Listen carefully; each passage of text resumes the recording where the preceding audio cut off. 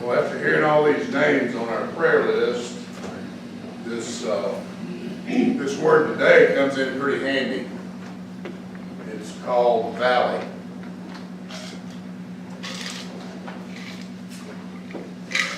A valley is a low area between hills and mountains or plains, often with a river running through it. In geology, a valley or a dale is a depression that is longer than it is wide. The terms U-shaped or V-shaped are descriptive terms of geography to characterize the forms of valleys. Most valleys belong to one of these two main types or a mixture of them. With respect to the cross-section of the slopes or the hillsides. A hanging valley is a tributary valley that is higher than the main valley. They're most commonly associated with U-shaped valleys with a tributary glacier that flows into a glacier of larger volume. Some famous valleys: Death Valley, Yosemite Valley, Napa Valley, Grand Canyon, Sonoma Valley, and Mike, for you, Valley Point.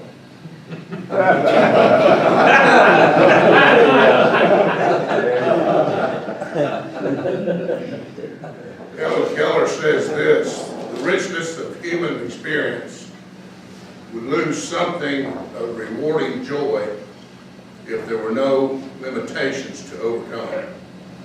The hilltop hour would not be half so wonderful if there were no dark valleys to traverse. Neil Young says this: as you go through life, you've got to see the valleys as well as the peaks. Bernard Williams says this: life is supposed to be a series of peaks and valleys. The secret is to keep the valleys from becoming Grand Canyons. Walking through the dark valleys of life. There's an old Arab parable that says, all sunshine and no rain makes a desert. If you never have any down times, dark times, gloomy times in your life, you'll be dried up. You'll have no depth to yourself, no maturity. It takes good times and bad times to make a mature person. Life is a mixture of pain and pleasure, of victory and defeat, and of success and failure, of mountaintops and valleys. Even in our darkest valleys, our darkest days, God is there. Even though I walk through the valley of the shadow of death, I will fear no evil, for you are with me. Your rod and your staff, they comfort me. In Israel, there is a real valley of the shadow of death. It's a steep, deep, narrow canyon. The sun only hits the bottom of it when it is directly overhead at high noon. The rest of the time, the bottom of the canyon is dark. David probably led his sheep through the valley of the shadow of death as he was growing up. As you look in the Bible, the term valley also refers to all kinds of rough times in your life. Joshua talks about the valley of calamity. Psalm 34 talks about the valley of weeping. And Hosea talks about the valley of trouble. This verse in Hebrew actually means the valley of deep darkness. How do we handle the dark valleys of life? Such as the man who sat on the mat for 38 years waiting to be healed in John 5. Here a great number of disabled people used to lie: the blind, the lame, the paralyzed. One who was there had been an invalid for 38 years. And when Jesus saw him lying there and learned that he had been in this condition for a long time, he asked him, he said, do you want to get well? He said, sir, the invalid replied, I have no one to help me get into the pool once it's stirred. Oh, I'm trying to get in, someone goes down in front of me. Then Jesus said, get up and pick up your mat and walk. There are 5 facts about valleys that you need to remember whenever you go through a tough time. Valleys are inevitable. They're going to happen, so you might as well count on them. You have just come out of a valley, or you're in one right now, or you're probably headed toward one. Valleys happen throughout life, one right after the other. After every mountaintop, there is a valley. Jesus was very realistic about it. In John 16, he says, in this world you will have trouble. It's not a matter of if, it's when. It's going to happen. You're going to have difficulty, disappointment, discouragement in life. There will be times of suffering, of sorrow, and sickness. And there will be times of frustration and failure and fatigue. They're going to happen. They're a normal part of life. So don't be surprised by it. Such as the time when Paul and Silas were in prison singing praises to God in Acts. The crowd joined in the attack against Paul and Silas, and the magistrates ordered them to be stripped and beaten with rods. After they had been severely flogged, they were thrown into prison, and the jailer was commanded to guard them carefully. When he received these orders, he put them in the inner cell and fastened their feet in stocks. About midnight, Paul and Silas were praying and singing hymns to God, and the other prisoners were listening to them. Suddenly there was such a violent earthquake that the foundations of the prison were shaken. And at once the prison doors flew open, and everyone's chains came loose. The jailer woke up, and when he saw the prison doors open, he drew his own sword and was going to kill himself. He thought all the prisoners had escaped, and Paul shouted, "Don't harm yourself, we are all here." And they replied. The jailer called for the lights, rushed in, fell trembling before Paul and Silas, and then he brought them out and asked, "Sirs, what must I do to be saved?" And they replied, "Believe in the Lord Jesus, and you will be saved, you and your household." Valleys are unpredictable. You can't plan them, time them, schedule them. Valleys are always unexpected. They usually come at the worst time, when you don't have time, when you're unprepared. Have you ever had a flat tire at a good time? They just happen. And usually when you least need them, and it's most inconvenient, or inconvenient. It would be great if we could schedule our own downtimes in life. You can't plan life like that. Valleys come suddenly. They're unpredictable. Have you noticed how easily a good day can turn into a bad day? A phone call, a letter, a routine doctor's checkup, a freak accident. Valleys just happen.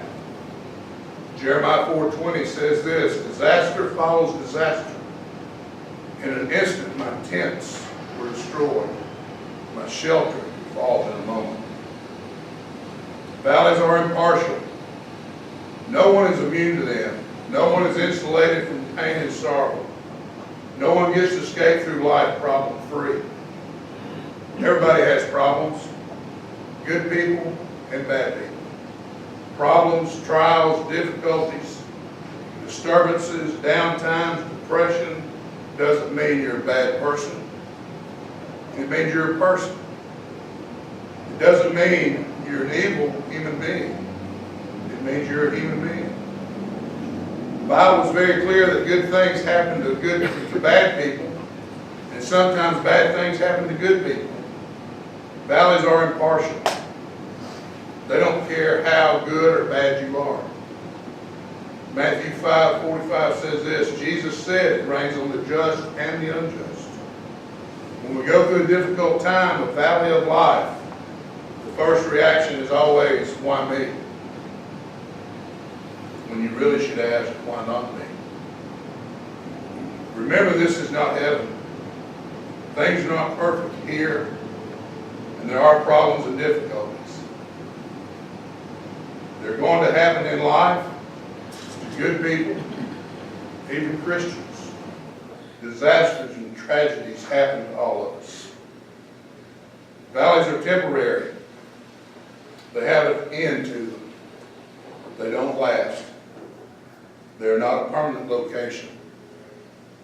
David says, even though I walk through the valley is not something you stay in for your entire life. It's something you go through, a circumstance, a situation that has a season to it.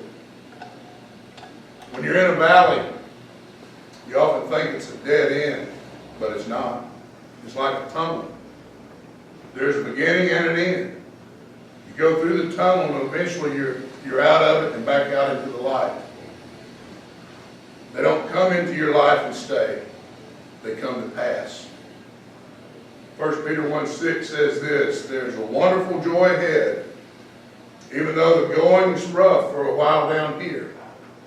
He admits that sometimes you're going to go through tough times. It's going to be rough. Life is tough. You're going to have it, but it's only for a while. There is wonderful joy ahead. He's talking about heaven. There are no problems in heaven. There are no valleys. There are no dark days. While you may be harassed down here, in heaven you'll have no problems. If you know the Lord Jesus Christ, that's where you're going.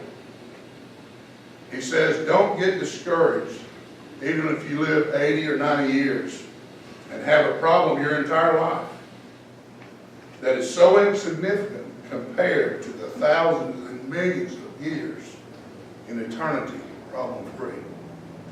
He says, even if your whole life is just temporary, life is just temporary compared to the light of eternity. When you go through that dark valley, refuse to be discouraged. Remember, God is with you, walking right beside you. Rely on God's protection and guidance. He walks alongside you, and He will never, never forsake you. The Lord is my shepherd. I shall not want. He maketh me to lie down in green pastures. He leadeth me beside the still waters.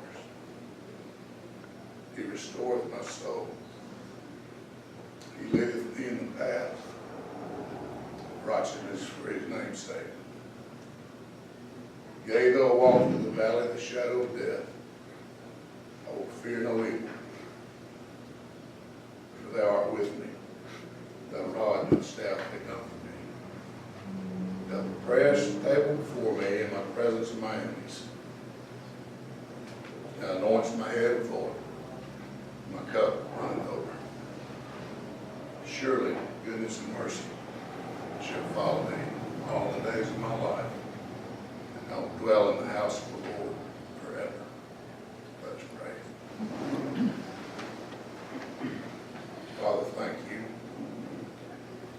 that we go through these valleys at times, but as we get to the other end, the light at the end of that tunnel, if we just look up and see you, and see your face, seek your presence, Lord.